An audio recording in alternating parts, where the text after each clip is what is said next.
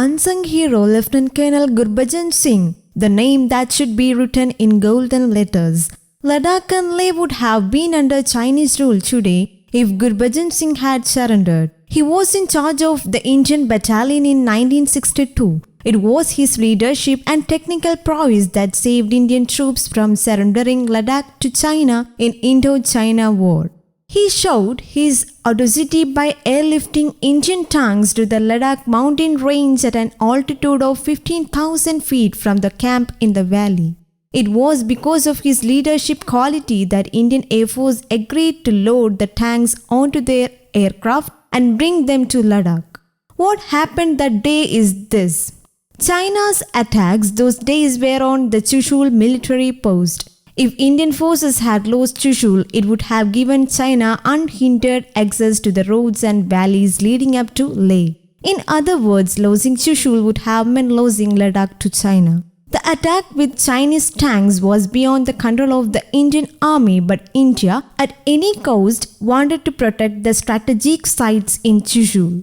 The only way to counter Chinese invasion was to airlift 6 AMX-13 tanks of the 20 Lancer battalion to Ladakh. But the Indian Air Force refused to load tanks on AN-12 aircraft. The reason was that the aluminium surface of the aircraft would be destroyed by the wheel track of the tanks. At the Air Force base in Chandigarh, officials racked their brains for a solution, but in vain. The moral strength of the army seemed to be draining. They knew that at any moment the Chinese army would cross Chushul and capture Ladakh. Then India saw the rising of this hero. Lt.Col Gurbachan Singh was in charge of the army. He advised Air Force officers to load tanks onto a portion of the AN-12 cargo planes.